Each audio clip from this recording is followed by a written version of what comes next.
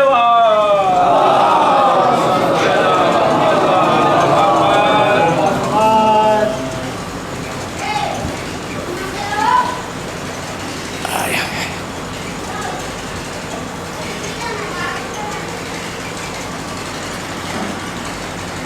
اللہ من قرأ الفاتحہ.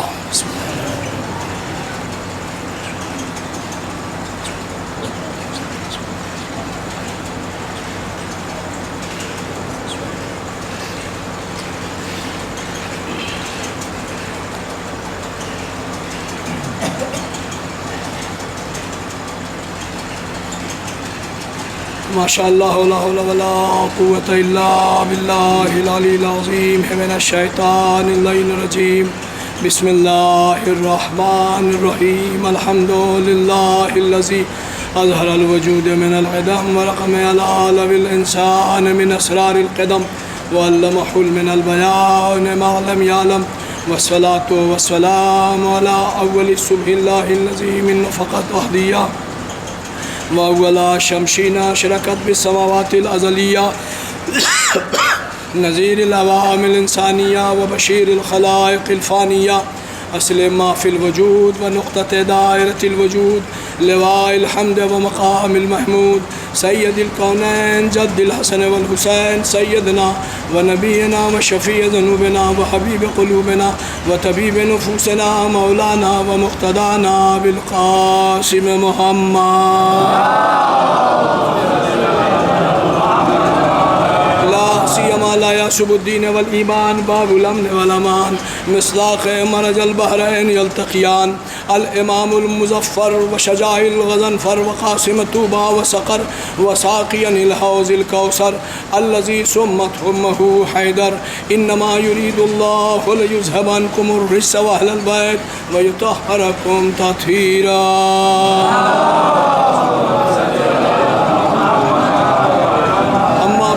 فقد قال الله رسول الله صلى الله عليه وآله وسلم هذا حسين فعرفوا. صلوات پڑھیے محمد.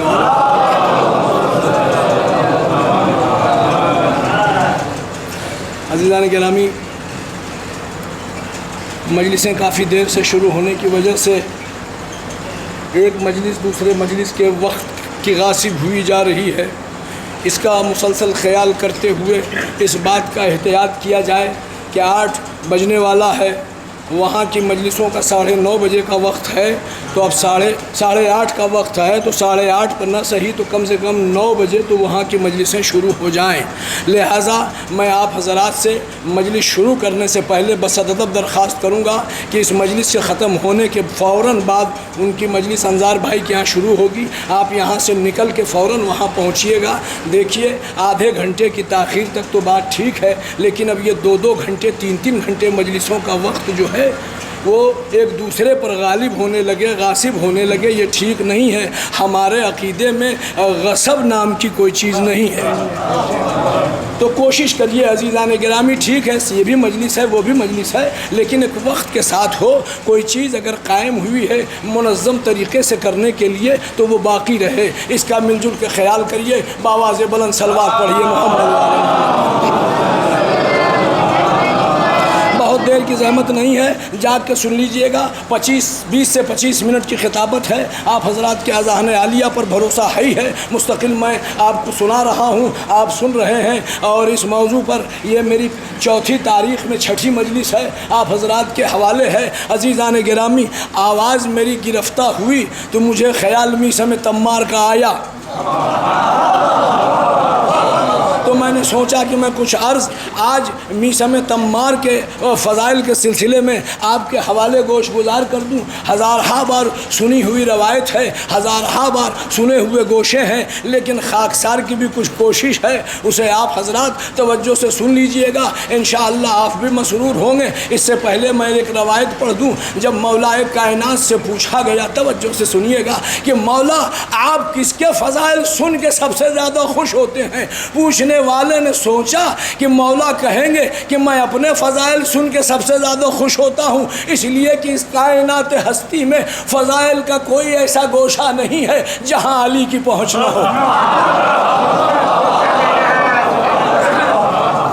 جہاں علی کی پہنچ نہ ہو، لیکن علی نے کہا کہ ہم اپنے ان صحابیوں کے فضائل سن کے خوش ہوتے ہیں کہ جو حق ہے کہ ان کا فضائل بیان کیا جائے، فضائل بیان کیا جائے۔ عزیزان گرامی سنیے، ایک دور تھا، تھوڑا سا میں تھوڑی سی تمہید 2-3 منٹ کی، بس وقت نہیں ہے تمہید کا ورنہ تمہید میں بھی لطف آتا۔ ایک دور تھا کہ اس دور میں ایک چور پکڑا گیا، چور پکڑا گیا تو اس وقت کے بادشاہ کی خدمت میں لایا گیا، اور وہ بادشاہ کون تھا؟ نام لینا ممبر سے ایسے لہنجاروں کا مناسب نہیں ہے، ایسا نہیں کہ مجھے نام یاد نہیں ہے، نام بتائے بغیر آپ نام جان جائیں گے عزیزان گرامی۔ تو اب اس کو لایا گیا، اس نے سلونی کا دعویٰ کیا تھا، اٹھا تھا علی کا مقابلہ کرنے، تو ذلیل تو ہونا ہی تھا اسے۔ اب اسے پکڑ کے لایا گیا، کہا کہ جہاں پناہ اس کی سزا بتائیے، تو کہا اس کا ہاتھ کاٹ دیا جائے۔ آج بھی عرب میں چوری کرنے والے کا ہاتھ کاٹا جاتا ہے، ہاتھ کاٹ دیا جائے۔ لیکن اسے لے کے آنے والے مطمئن نہیں تھے، اس سے پوچھا ہاتھ تو انگلی سے لے کے کاندھے تک ہوتا ہے، کہاں سے کاٹا جائے،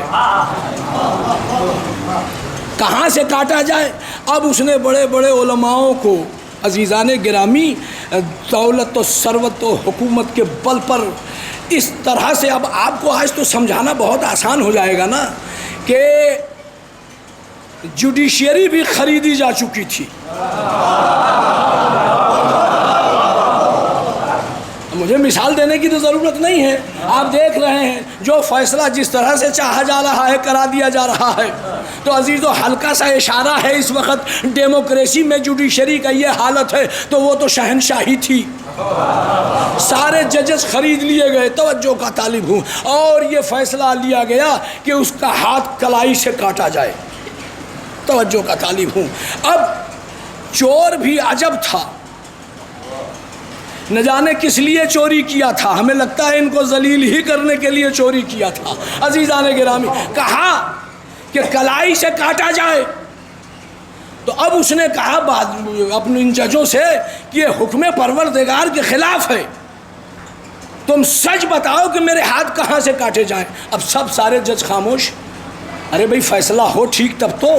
اب ججوں کے شرمندگی کا اظہار کیا، تو اب یہ ہوا کہ صحیح فیصلہ کون کرے؟ تو پھر ایک مرتبہ وہ در یاد آیا جس در سے چھوڑنے سے کے بعد یہ بے در ہوئے تھے۔ پھر وہ در یاد آیا تو کہا کہ ٹھیک ہے، اب اسے کون بتائے گا؟ تو قید خانے میں امام ہیں، انہیں لے آیا جائے۔ اب جب وہ لے آئے گئے تو عالم یہ ہے کہ اراکین مملکت سجی ہوئی ہے، اور بادشاہی اور وہ شاہی اور اس شاہی انداز میں ججوں کے ساتھ بیٹھ کے شراب نوشی کی جا رہی ہے۔ امام دروازے پر رک گئے، کہا وہاں پہ مجھے جانے کی کوئی ضرورت نہیں ہے، اسے سوال پوچھنا ہے تو یہی پوچھے۔ توجہ کا طالب ہوں عزیزان گرامی، دیکھیے اگر علم ہو تو وہ دربار کا محتاج نہیں ہوتا۔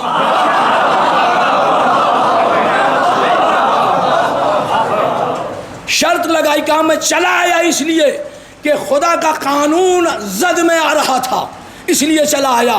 اب اس دربار میں امام نہیں گئے، روایت بتاتی ہے کہ دربار کے دروازے پر ہی تخت لایا گیا۔ کہا تخت پہ تو میں بیٹھتا ہی نہیں۔ کہا مولا کیوں؟ بادشاہت آپ کو اچھی نہیں لگتی؟ کہا کہ نہیں، ہمارا ورثہ ممبر پہ بیٹھنے کا ہے۔ اب وہاں ممبر لایا گیا اور امام ممبر پہ گئے، زنجیروں میں جکڑے ہوئے تھے۔ توجہ کا طالب ہوں، توخ خاردار گلے میں پڑا ہوا تھا، اور پوچھا اچھا آپ بتائیے اسے کیا سزا، اس کے ہاتھ کہاں سے کاٹے جائیں؟ امام نے کہا کہ اس کے ہاتھ انگلیوں سے کاٹے جائیں۔ کہا مولا اس میں کیا جلت ہے، کیا جبلت ہے، کیا اشکال ہے؟ کہا اس لیے کہ یہ ہتھیلی واجبات سجدہ کے لیے ہے، کسی کے ہاتھ کاٹ کے اس کو اللہ کے سجدے سے محتاج نہیں کیا جا سکتا، مجبور نہیں کیا جا سکتا۔ عزیزان گرامی، بآواز بلند صلوات پڑھے محمد و آل محمد۔ خالد بن ولید کا زمانہ ہے، اور اس نے گھمنڈ و تکبر میں بھری ہوئی آواز اور اس لہجے سے یہ اعلان کروایا کہ کیا ابھی بھی کوئی علی کا چاہنے والا بچا ہے؟ عزیزو، ہزاروں ممبروں سے حضرت علی کے خلاف بیان بازیاں ہو رہی تھیں، تو اب سوچا کہ کوئی ہوگا ہی نہیں کہ کسی نے خبر دی، کرے نہیں ایک تو ابھی ہے، کون؟ کہا میثم تمار کا گرفتار کر کے لے آیا جائے۔ اب دیکھیں، اب جا کے سن لیجئے عزیزان گرامی، اذان ہو گئی۔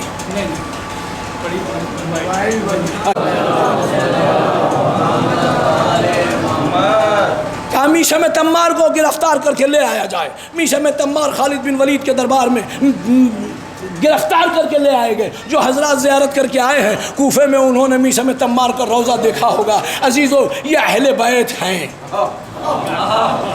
جو کسی کو فراموش نہیں کرتے، اپنے چاہنے والوں کو بھی اسی طرح سے سجایا ہے کہ کائنات اگر انہیں یاد کرے تو انہیں بھول نہ جائے۔ توجہ کا طالب ہوں عزیزو، یہ اہل بیت ہیں اور یہ حسین ہیں کہ جو ان کی ذات سے جڑ جاتا ہے نا، حسین اسے مٹنے نہیں دیتے۔ ارے میں مثال دے دوں تاکہ آپ کا وجود وجد میں آ جائے۔ دیکھیں، توجہ کا طالب ہوں، ایک انسان کی کیا بساط ہے کہ وہ 2 نسل تک زندہ رہے، اس کی آنے والی نسلیں اس کو بھول جاتی ہیں۔ انہی بچوں سے ابھی ان کے پردادا کا نام پوچھا جائے تو شاید انہیں یاد نہ ہو، نہیں یاد ہو سکتا۔ لیکن اگر حسین کے اوپر، توجہ کا طالب ہوں، حسین کے لیے کسی نے اگر کچھ خرچ کر دیا ہے تو حسین اس سے مٹنے نہیں دیتے۔ اچھا، اپنوں کی بات چھوڑیے، چاہنے والوں کی بات چھوڑیے، میں نے دیکھا ہے کہ لکھنؤ میں ایک جھاؤ لال کا امام باڑہ ہے، وہ مسلمان نہیں تھا، وہ شیعہ نہیں تھا، حسین کا چاہنے والا تھا۔ توجہ کا طالب ہوں، حسین کا چاہنے والا تھا، لیکن حسین نے اسے بھی مٹنے نہیں دیا۔ اگر اس نے امام بارگاہ بنا دی تو جہاں پہ آغا غفران مہاب کا امام باڑہ ہے، وہیں جھاؤ لال کا بھی امام باڑہ ہے۔ توجہ ہے نا حضرات؟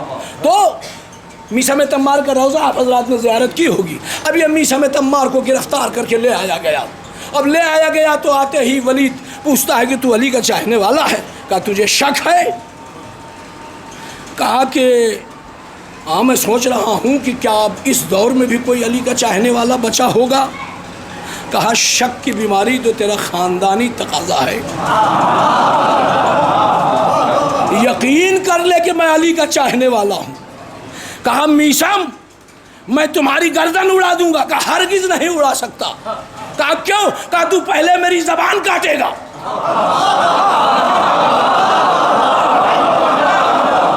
کہا میں ہرگز تیری زبان نہیں کاٹوں گا۔ کہا نہیں تو کاٹے گا زبان۔ کہا اتنے بھروسے سے کیوں کہہ رہا ہے؟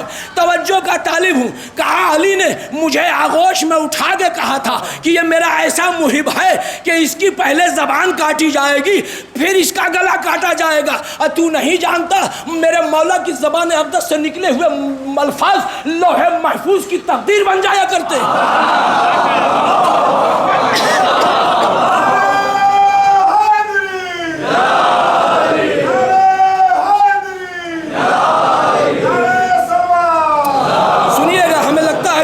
ذہنی طور پر مکالمہ سننے کے لیے آمادہ نہیں ہے تو میں اپنے گریز کر کے دوسری طرف آ سکتا ہوں، لیکن محنت کی ہے تو سن لیجیے عزیزان گرامی۔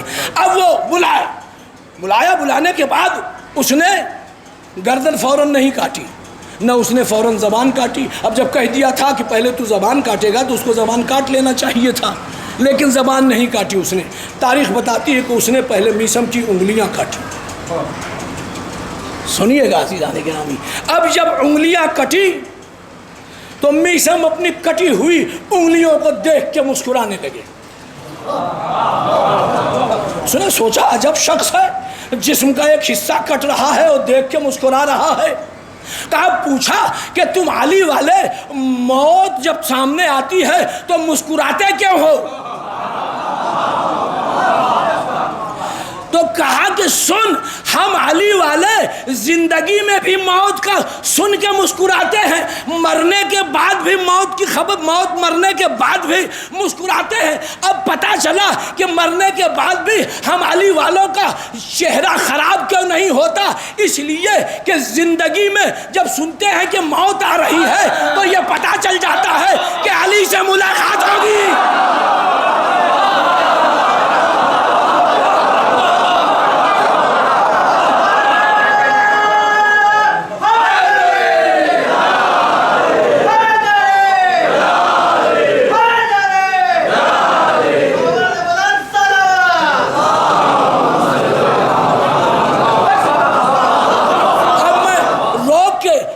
وجود وجد میں آنے والا جملہ کہہ دوں، کائنات میں چاہے کوئی مذہب ہو، چاہے کوئی ملت ہو، چاہے کوئی فرقہ ہو، چاہے کوئی دین ہو، عیسائی ہو، یہودی ہو، مسلمان ہو، نجران ہو، نصارہ ہو، دیوبندی ہو، بریلوی ہو، مالکی ہو، شافعی ہو، حنبلی ہو، عزیزان گرامی، کسی کے رہبر نے مدد کا وعدہ زندگی میں کیا ہے، مرنے کے بعد صرف ہمارے وعدہ کیا۔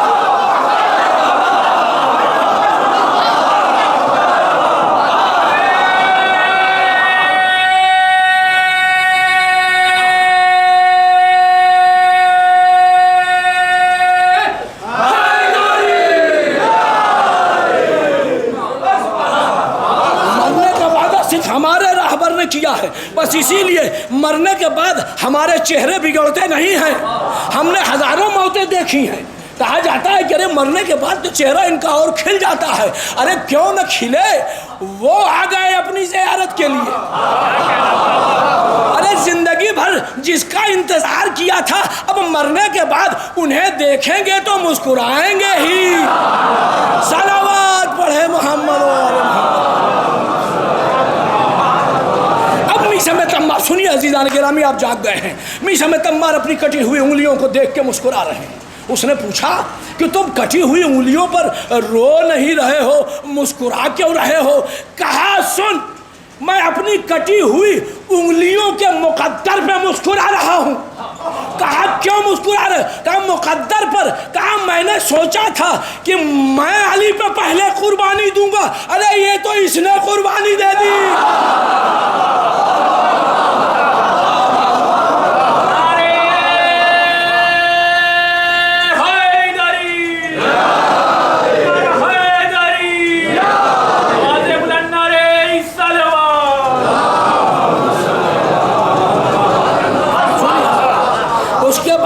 اس نے ہاتھ کٹوائے میثم کے، اب انگلیاں کٹنے کے بعد چھوڑ دیا تھا کہ اب یہ باز آ جائیں گے، لیکن پھر میثم گئے تو میثم اپنے کٹے ہوئے ہاتھوں سے اشارہ کر کر کے توجہ کا طالب ہوں، علی کے فضائل بیان کر رہے تھے۔ ایک طوفان مچائے ہوئے تھے میثم، ایک چاہنے والا توجہ کا طالب ہوں۔ ارے مورخ نے پوچھا کہ ہزاروں کے درمیان ایک چاہنے والے کی اوقات ہی کا ہوتی ہے، تو لکھنے والے نے لکھا کہ ارے سورج تو ایک ہی ہوتا ہے، لیکن کائنات کو اجالا اسی سے ملتا ہے۔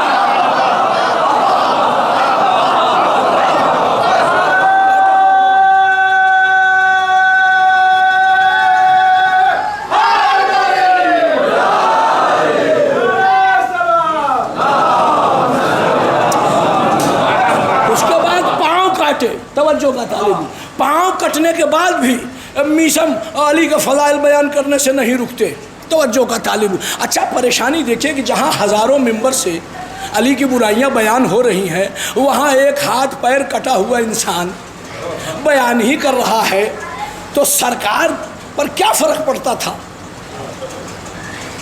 بہت لمحے فکریہ دے رہا ہوں عزیزان گرامی، بادشاہت میں کیا فرق پڑنے والا تھا؟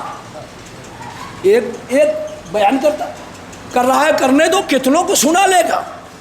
توجہ کا طالب ہوں عزیزو، مسئلہ یہ تھا کہ یہ اسلام کا چوغا اوڑھ کے خلیفۃ المسلمین بنے تھے، ان کو خوف ہزاروں سے نہیں تھا، اس لیے کہ ہزاروں کو تو خرید چکے تھے، خوف ایک اسی سے تھا جس کو خرید نہیں پائے تھے۔ فکریہ دے رہا ہوں، اب جو جملہ دے رہا ہوں ایک ہی سے بس عزیزو، بس یہی بات تھی، کائنات کے 40 ملکوں کی بیعت لینے کے بعد یزید اگر حسین سے بیعت نہ لیتا تو کیا اس کا بگڑ جاتا، لیکن جانتا تھا کہ اکیلا ہے حسین، جب تک یہ بیعت نہیں کرے گا تب تک ہم خلیفۃ المسلمین نہیں۔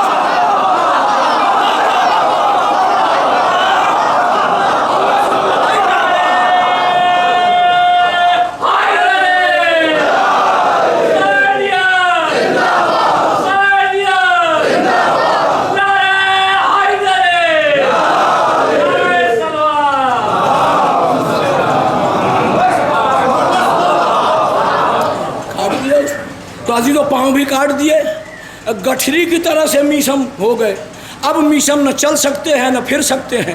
لیکن سنیں عزیزان گرامی، اس کٹی ہوئے چاہے ایک لمحے فکریہ میڈیکل سائنس کے بچوں کے لیے بھی ہے، بچے ڈاکٹری پڑھنے کا ارادہ بھی رکھتے ہیں، کچھ جو ہیں وہ ڈاکٹری کے 3 یا 4 ایئر میں بھی ہیں۔ یہ بتائیے ہاتھ کاٹ دیا جائے، پاؤں کاٹ دیا جائے تو خون اتنا نکل جائے گا کہ کوئی زندہ رہے گا؟ کسی کا بھی ہاتھ کاٹ دیا جائے، اب میں تو یہ ماننے کو قطعی تیار نہیں ہوں کہ دشمنی میں ہاتھ کاٹا جائے اور وہاں پہ ٹانکے لگوائے ہوں گے سرکار نے۔ ہاتھ کاٹا گیا، پاؤں کاٹا گیا، اب ایک گٹھری کی شکل بنی ہوئی ہے، جسم کا سارا لہو بہہ جانا چاہیے تھا، مر جانا چاہیے تھا، میسم کو ختم ہو جانا چاہیے تھا، میسم کا نشان مٹ جانا چاہیے تھا۔ عزیزان گرامی، عزیزو، یہ اولو الامر کا چاہنے والا ہے، لہو کی کیا اوقات ہے؟ ظالم تو پاؤں کاٹ سکتا ہے، بہتے ہوئے خون پہ تو علی کا اختیار ہے۔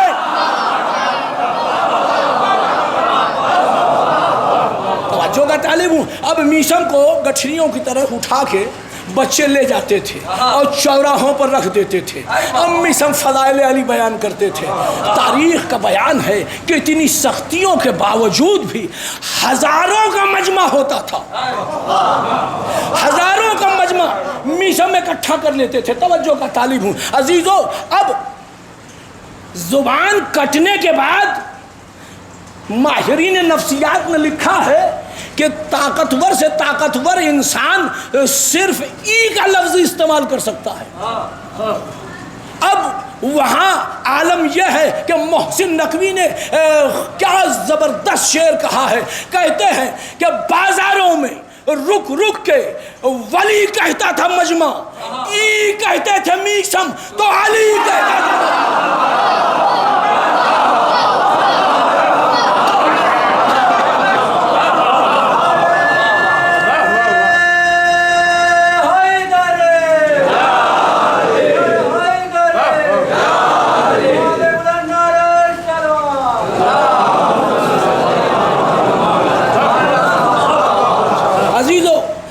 دربار میں پھر بلوایا اسے، کہا میسم میں تمہارا گلا کاٹوں گا، کہا نہیں تم میری زبان کاٹو گے۔ اب اس نے کہا کہ نہیں میں تمہارا گلا کاٹوں گا، کہا کہ نہیں تم میری پہلے زبان کاٹو گے۔ اس نے جلاد کو بلوایا، بس سنیے عزیزہ بڑا حسین موقع ہے، توجہ سے سن لیجئے۔ جلاد کو بلایا، 7 تلواریں میسم کے گلے پر رکھ دی گئیں، 7 تلواریں میسم کے گلے پر رکھ دی گئیں۔ میں نے پوچھا کہ خالد بن ولید، ارے یہ کٹے ہوئے ہاتھ کٹے ہوئے پاؤں والا مجاہد تیرے سامنے کھڑا ہے، اس کے لیے تو 1 تلوار ہی کافی ہے۔ کہا تو نہیں جانتا یہ سب کچھ کٹنے کے باوجود بھی علی کا چاہنے والا ہے، 1 تلوار اس کا کچھ نہیں بگاڑ سکتی۔ صلوات پڑھے محمد والے۔ سنیے عزیزان کرام، اب جب 7 تلواریں حلق حلق پر رکھ دی گئی میسم کے، تو میسم نے کہا کہ بھائی اتنی تو غیرت ابھی باقی ہے کہ سب ختم ہو گئی ہے۔ کہا کیا؟ کام مرنے والے کی آخری خواہش تو پوچھ لی جاتی ہے۔ کہا کہ ہاں بتاؤ۔ جلادوں نے پوچھا کہ آخری خواہش کیا ہے؟ کہا آخری خواہش بس یہ ہے کہ اتنی دیر کے لیے تلوار بس ہٹا لو تاکہ جو تخت پر بیٹھا ہے میں اس کا شجرہ بتا دوں۔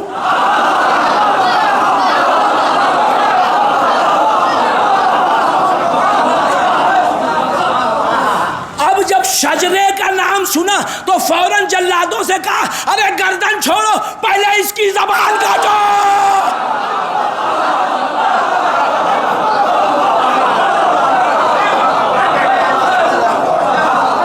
صلوات پڑھے محمد والے۔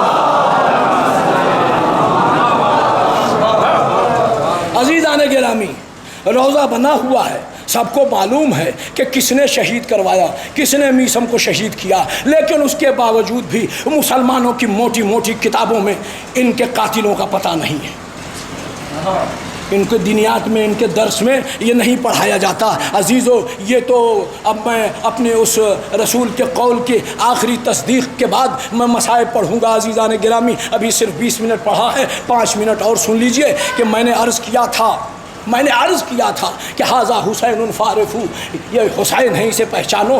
دیکھیں، حسین کو جس نے پہچان لیا اس نے کائنات کو پہچان لیا، حق اور باطل کو پہچان لیا۔ توجہ کا طالب ہوں عزیزو، حسین اس ذات کا نام ہے کہ جس ان سے جو جڑ گیا اس کو حسین نے مٹنے نہیں دیا، اور جو بھی ان سے جو جڑ گیا اس کو حسین نے مٹنے نہیں دیا، اور جو بھی حسین کے قتل میں شامل تھا اسے چھپنے نہیں دیا۔ جملے میں توجہ نہیں کیا، بس آخری منظر اور ربط مصائب دوں گا۔ ابھی یہ فضائل کا رخ ہے، مختل سے نکال کے پڑھ رہا ہوں۔ عزیزو، حسین جب گھوڑے سے گرے تو شمر بالجوشن چہرے کو کالے نقاب میں لپیٹے ہوئے حسین کے گرد گھوم رہا تھا۔ امام حسین نے نظریں اٹھائی، کہا شمر بالجوشن، چہرہ تو کھول۔ کہا حسین تم تو مجھے پہچان ہی رہے ہو۔ کہا میں تو پہچان رہا ہوں، لیکن تاریخ کا مورخ پہچان لے کہ تو کون ہے۔ عزیزان گرامی، تو آج محرم کی 4 تاریخ ہو گئی سوگوارو۔ پورے دن آپ نے مصائب سنا اور گریہ کیا۔ شام ہوتی ہے تو ہمیں ایک بچی یاد آتی ہے، ایک بچی یاد آتی ہے۔ جب شام ہوتی تھی تو اپنے بھائی سے کہتی تھی بھائی یہ پرندے کہاں جا رہے ہیں۔ سنی ہوئی بات ہے عزیزو، لیکن اس جملے میں کتنا کرب ہے کہ یہ پرندے اپنے وطن کو جا رہے ہیں۔ عزیزو، یہی بچی شب عاشور خیمے میں سوئی ہوئی تھی کہ ناگاہ خواب سے چونکی، اور چونکنے کے بعد اپنے بابا کے خیمے میں گئی، اب بابا کے گلے میں باہیں ڈال دی، اب باہیں ڈال کے کہتی ہے بابا مجھے 3 دن سے نیند نہیں آتی۔ سنیے گا، چاپ کے سن لیجئے گا مسائل۔ کہا بابا مجھے 3 دن سے نیند نہیں آتی۔ کہا بیٹی ہو سکتا ہے پیاس کی شدت سے نیند نہ آتی ہو۔ کہا نہیں بابا، پیاس کی شدت سے نہیں، جب میری آنکھ لگتی ہے تو مجھے ایک بی بی کی رونے کی آواز آتی ہے۔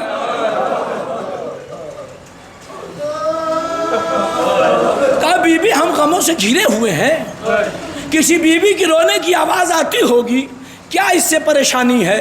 کہا بابا پریشانی یہ ہے کہ وہ بی بی ہائے حسین کہہ کے روتی ہے۔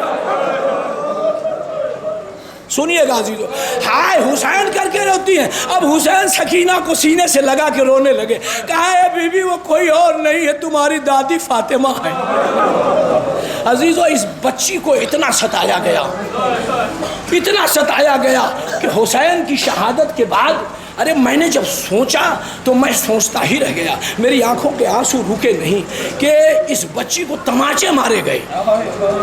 4 برس کی بچی، آپ نے 4 برس کی بچی کے رخسار تو غور سے دیکھے ہوں گے، اتنے اودے گال ہوتے ہیں، پیار کرنے کے لیے ہوتے ہیں، تماچوں کے لیے تو نہیں ہوتے، لیکن اس بچی کو تماچے مارے گئے۔ عزیزو، یہیں تک بات نہیں تھی، تماچے بھائی جوان موجود ہے اس کے سامنے مارے گئے۔ سجاد کے چہرے کا رنگ زرد ہو جاتا تھا جب سکینہ کے رخسار پہ تماچے سجاد دیکھتے تھے۔ دنیا کا کوئی بھائی برداشت نہیں کر سکتا عزیزو، 4 برس کی بچی کے رخسار پہ کوئی تماچا مارے، جوان بھائی موجود ہو تو تو وہ برداشت تو نہیں کر سکتا۔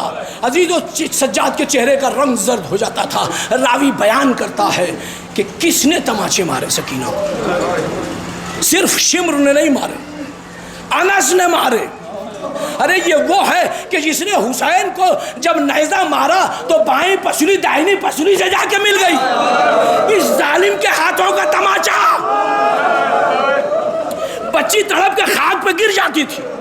اتنا ستم ہوا کہ بس عزیزو سن لیجئے، جب یہ قافلہ کوفے کے شام کے قریب پہنچا ہے تو یہ بچی خون سے لہو لہان تھی۔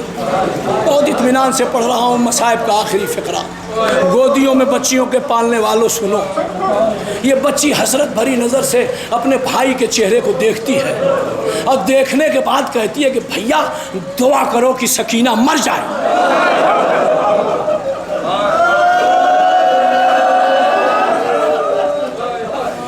بھیا سکینہ مر جائے۔ اب سکینہ کو جب سجاد نے یہ سنا تو سجاد نے بھی، دیکھیے میری طرف دیکھ کے مسائل سنیے، جو حضرات زیارات کر کے آئے ہیں انہیں توجہ سے سننا چاہیے۔ اب سکینہ نے گھبرا کے کہا دعا کرو بھیا کہ سکینہ مر جائے۔ اب فوراً سجاد نے بھی گھبرا کے کہا سکینہ تم بھی دعا کرو کہ تمہارا بھائی سجاد مر جائے۔ ان دونوں کی آواز زینب و ام کلثوم اور فضہ اور رباب نے سنی، سب قریب آئیں۔ ایک بی بی سے یہ کہنے لگی تم دعا کرو کہ ہم مر جائیں، تم دعا کرو کہ ہم مر جائیں۔ اسی اثنا میں جناب زینب اٹھی، بیویوں کی پشت پہ ہاتھ رکھا، کہا اے بیویوں زینب تو اتنی دکھیاری ہے کہ یہ بھی دعا نہیں کرا سکتی کہ میں مر جاؤں۔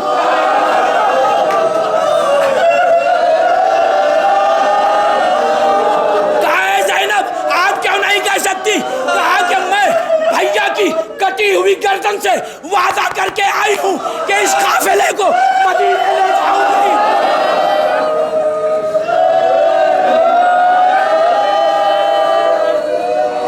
سنیے سوگواران امام مسلم،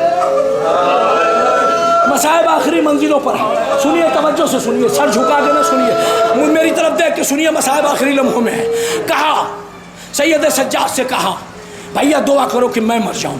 سید سجاد نے کہا بہن تم دعا کرو کہ میں مر جاؤں۔ عزیزو جناب سکینہ نے کہا نہیں بھیا تم دعا کرو کہ ہم مر جائیں۔ کہا بہن کیوں؟ کہا اگر ہم مر جائیں گے تو تم مجھے دفن کر دو گے۔ اے سجاد اگر تم مر گئے تو یہ سکینہ ننھے ہاتھوں سے تمہیں کیسے دفن کرے گی؟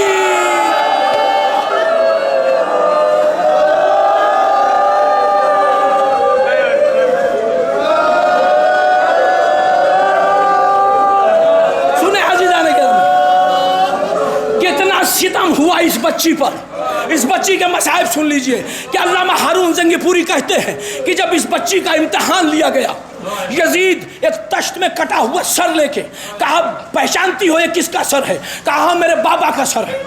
سنیے گا، سنا ہوا مصائب ہے لیکن جملہ سنیے گا عزیزان گرامی، جاگ کے میری طرف دیکھیے۔ کہا پہچان لوگی؟ کہا کہ ہاں یہ میرے بابا کا سر ہے۔ کہا تجھے بہت مانتے تھے؟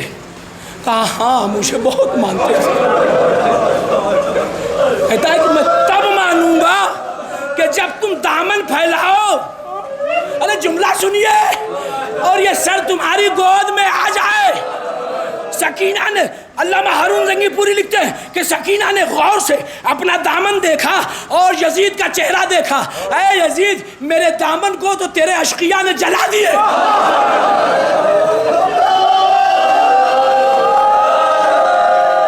یہ سکینہ کیا پھیلا ہے؟ جملہ سنیے تو کہتا ہے، سنیے آخری جملہ کہتا ہے کہ اے بی بی اپنے ہاتھ اٹھا دو۔ بس سکینہ نے اتنا ہاتھ اٹھایا، بابا سے کہا بابا پسلیاں ٹوٹ جانے کے بعد ہاتھ نہیں اٹھتے،